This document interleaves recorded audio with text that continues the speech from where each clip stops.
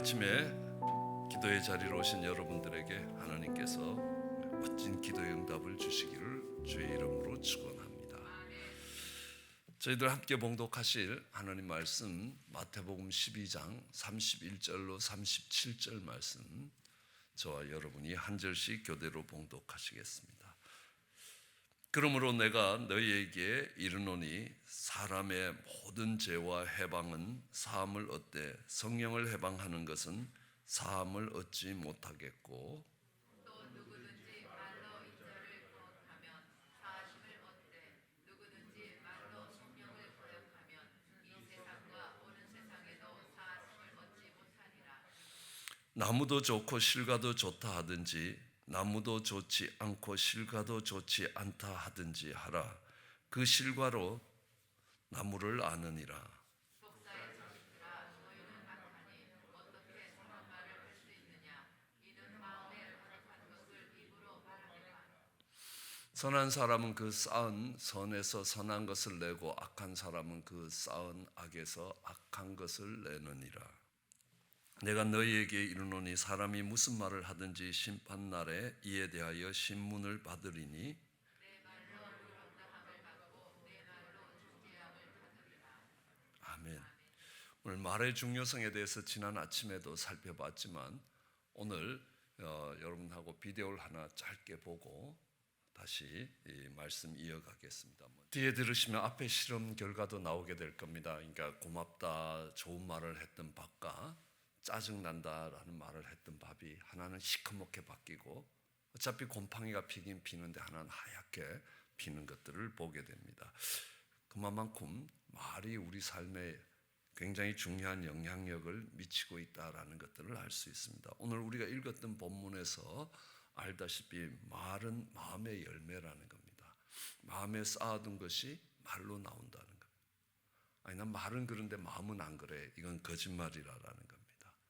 예, 마음에 선을 쌓아두면 마음에 그 쌓아둔 선에서 선이 나온다는 겁니다.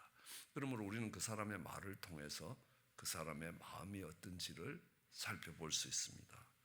그리고 우리는 마음에 새로운 것을 쌓아놓지 않으면 말이 바뀌지 않는다라는 것을 알 수 있습니다.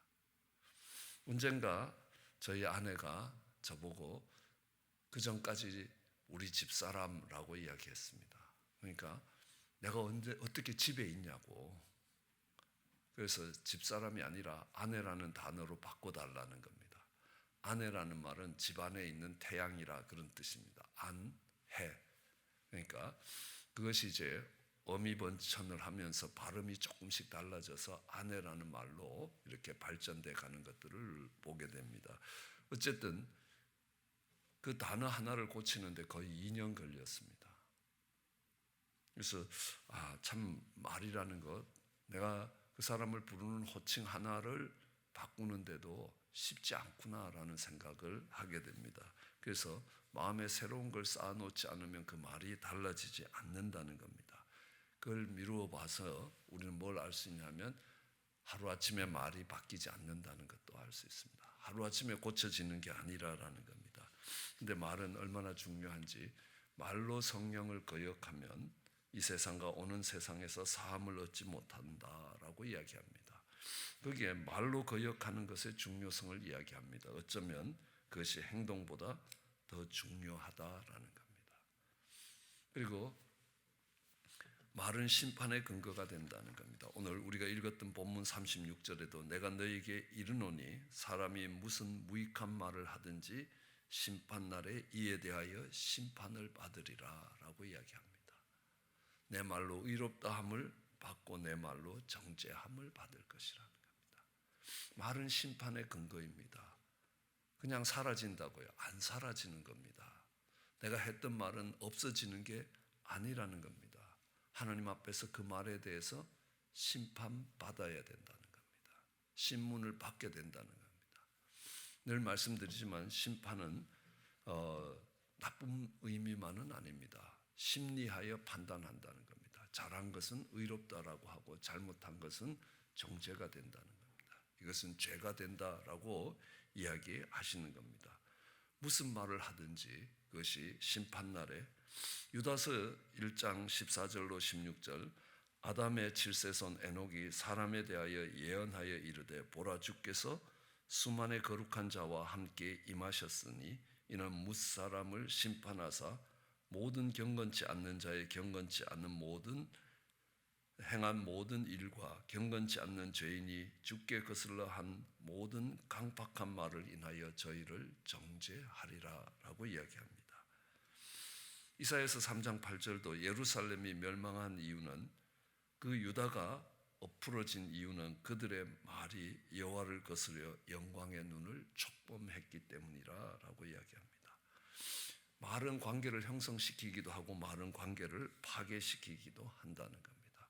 하나님과의 관계를 형성시키는 것도 말이고 하나님과의 관계를 파괴시키는 것도 말이다는 겁니다. 요한복음 6장 63절에는 이렇게 얘기합니다. 살리는 것은 영이고 육은 무익하다. 내가 너에게 이른 말은 영이요 곧 생명이라라고 이야기합니다. 말이 영이라는 겁니다. 예, 여러분 저는 저희 아들이 말이 늦어서 이 말에 대해서 고민을 많이 하는 시간이 있었습니다. 이 말이라는 게 대단하다라는 것들을 찾았습니다.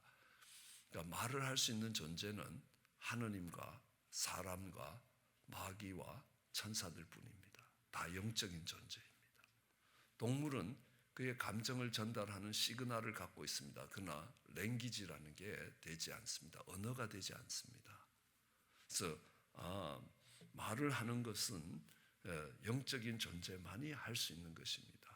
그렇기 때문에 이 말을 한다는 것들은 엄청난 특권이기도 합니다. 그래서 이 말은 마음의 상태뿐만 아니라 영적인 상태를 보여주고 있다라고 이야기합니다. 마귀라고, 악마라고, 악한 마귀라고 이야기할 때 그 마귀는 비방하는 자, 입에 험한 말을 하는 자, 이거를 마귀라고 이야기합니다. 다르게 하면 말로서 영적인 생명을 파괴할 때 그 악한 세력을 일컬을 때 마귀라고, 악마라고 이야기합니다. 우리는 요한복음을 보면 태초에 말씀이 있었다. 말과 말씀은 같은 거 아니겠습니까? 종경어로 표현하면 말씀이 되고 그냥 일반적인 표현은 말이 되는 겁니다. 태초에 말이 있었다는 겁니다. 근데 그 말이 하느님과 함께 있었는데 그 말이 곧 하느님이시라는 겁니다. 근데 그 말이 육신이 되어 이 땅에 오셨다는 겁니다. 그러니까 그 안에 생명이 있고 그 생명은 사람들의 빛이었다라고 요한복음이 시작되고 있습니다. 요한복음은 하나님은 영이시라고 이야기합니다. 예배드리는 자가 정말 영으로 영이신 하나님께 예배드려야 된다라고 말씀하면서 그 영이신 하나님은 말씀으로 존재하고 있었다라고 이야기합니다. 그러므로 말씀 안에 생명이 있고 그 말씀이 우리의 빛이 되고 있다라고 이야기하고 있습니다. 그래서 우리는 이 말은 마음의 표현입니다. 마음의 열매입니다. 그리고 말은 그렇기 때문에 하나님의 심판의 근거가 되고 그 말은 곧바로 영이라는 겁니다. 그리고 말은 경건의 척도라고 이야기합니다.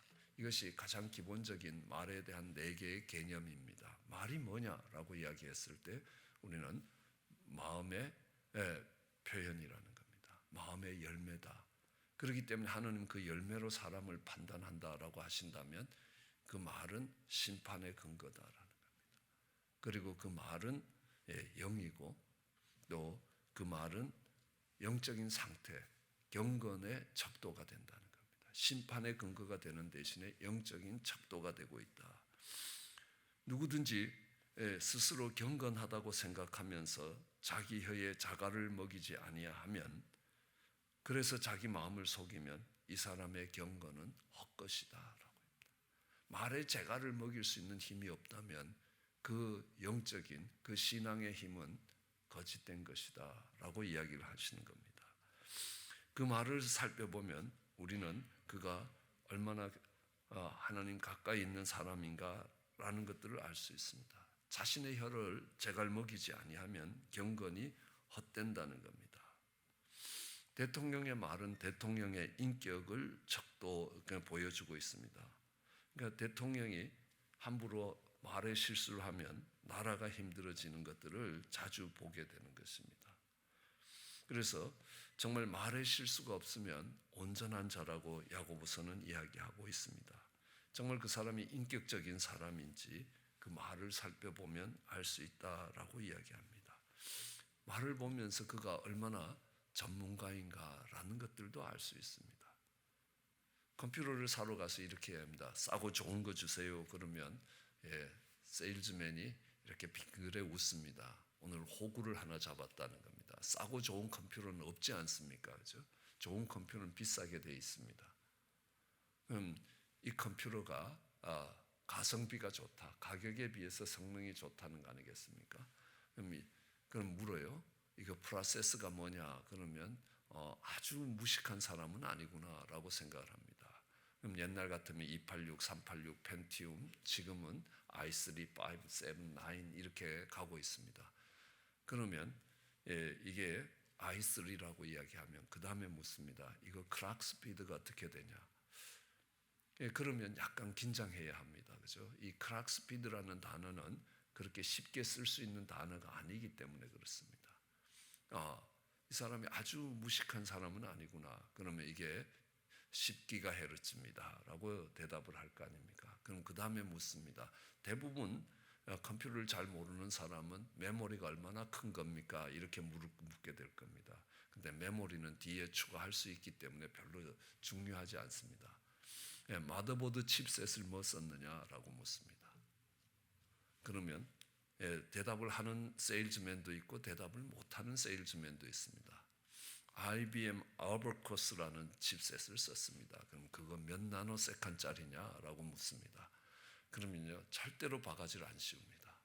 딱 질문 4개를 통해서 내가 지금 컴퓨터의 아키텍처를 이해하고 이 컴퓨터를 그러니까 지금 이게 좋은 컴퓨터인지 나쁜 컴퓨터인지 이거를 판단할 수 있는 능력이 있고 그 정도 되면 컴퓨터의 시세도 항상 깨고 있다는 것들을 알 수 있습니다.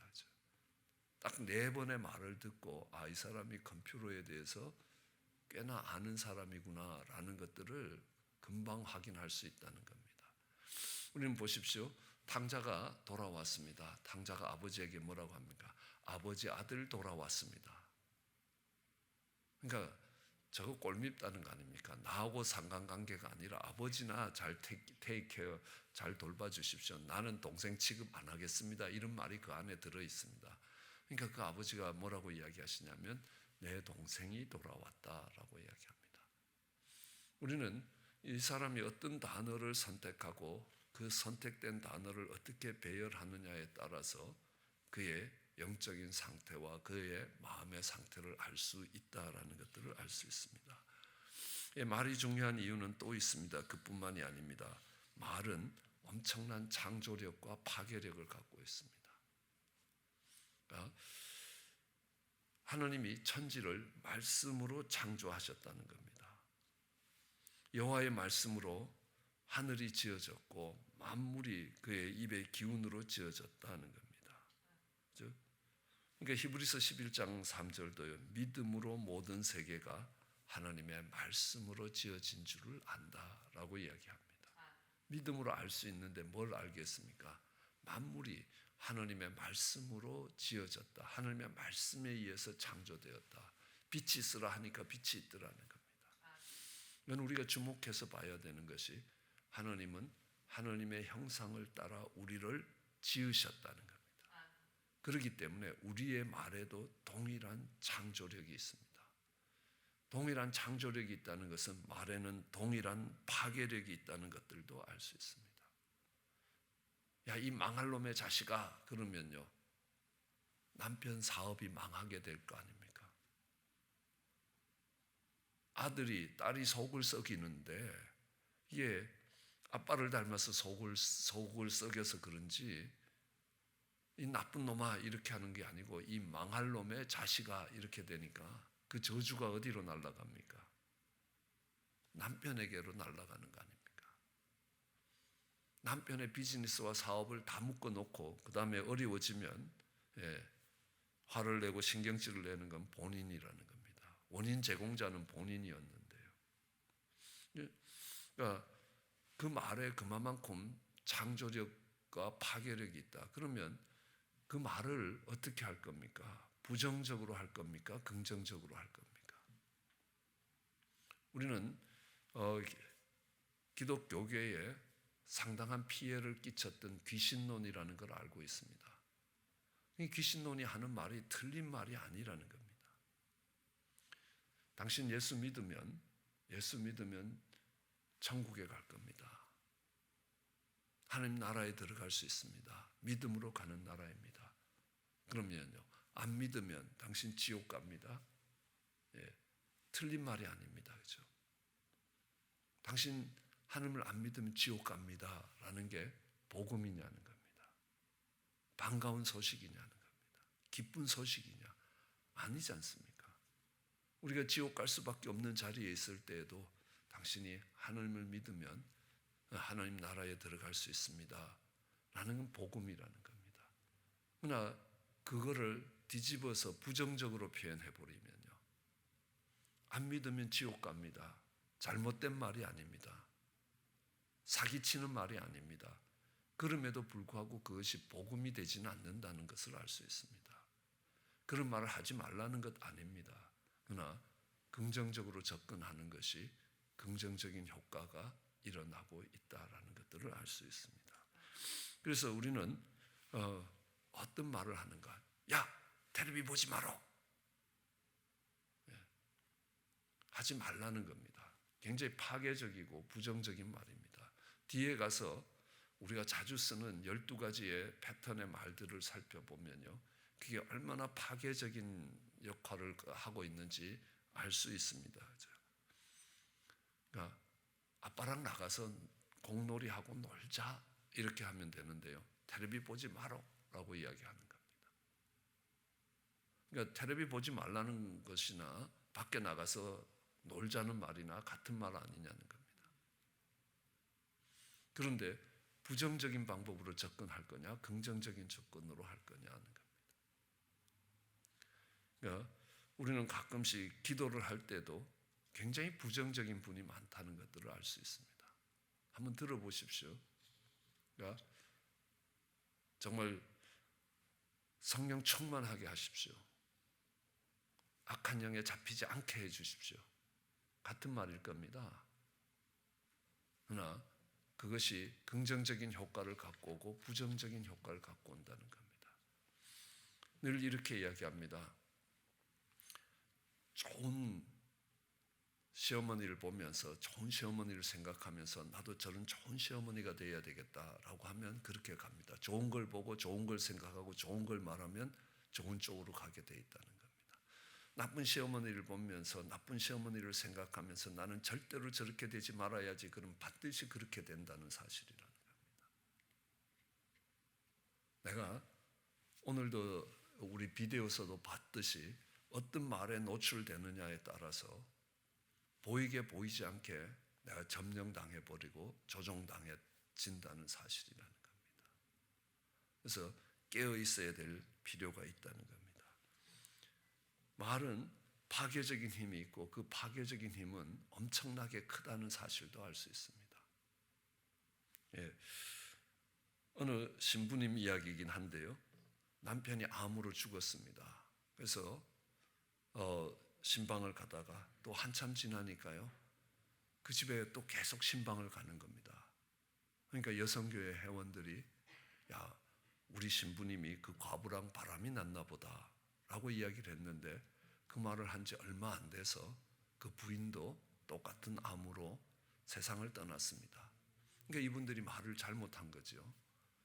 가서 신부님께 가서 고해성사를 했습니다. 우리가 이렇게 떠들어갖고 우리가 잘못했습니다 라고 이야기하니까, 캐톨릭에서 주로 하는 게 있지 않습니까? 그러면 이 오리털 베개를 갖고 가서 산 꼭대기에 올라가서 그 베개를 뜯어서 그 오리털을 다 뿌리고 오라고. 알았습니다 하고 가서 이제 산 꼭대기에 가서 오리털을 다 뿌렸습니다. 그 다음에 이제 신부님께 다 뿌리고 왔습니다 라고 이야기하니까 가서 그 오리털을 다 주워 오라고. 그러니까 주울 수가 없는 겁니다. 그렇죠? 그러니까 말이 파괴력이 강한 거는요, 내가 내뱉은 말이 주워 담을 수가 없다는 사실입니다. 네가 한 말이 오리털처럼, 아니 오리털보다 훨씬 더 빠르고 영향력 있게 퍼져갔는데 그걸 어떻게 주워 담을 수 있겠냐는 겁니다.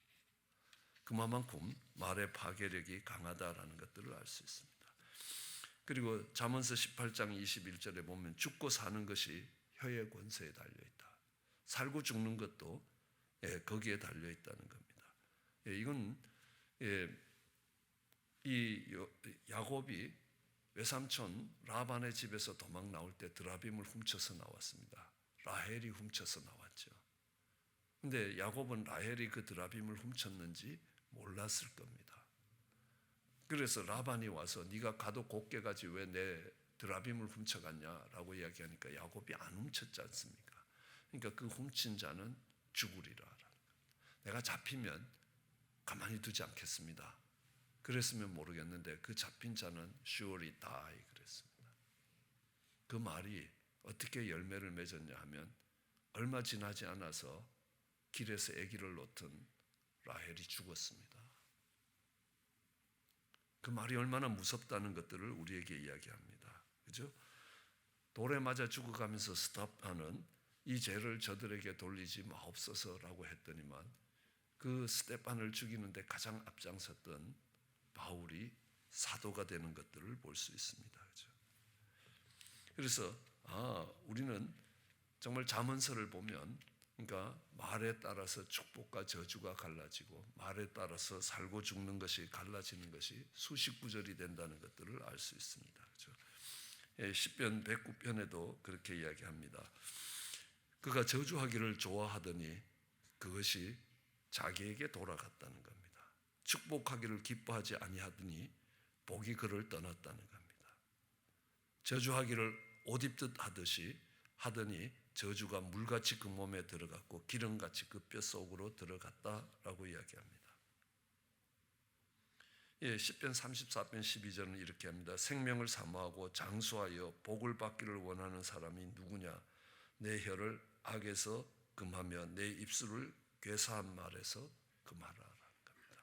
그러면 생명이 풍성한 생명을 얻게 될 것이고 장수할 것이며 복을 얻게 될 것이라고 이야기합니다.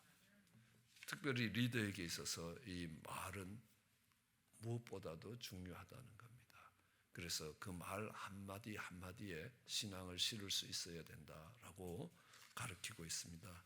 그렇게 말에 의미를 두고 그 말의 중요성을 가지고 그 말로 사람을 살리고 정말 일으키고 힘을 주는 그런 우리들이 되기를 주의 이름으로 축원합니다. 기도하시겠습니다.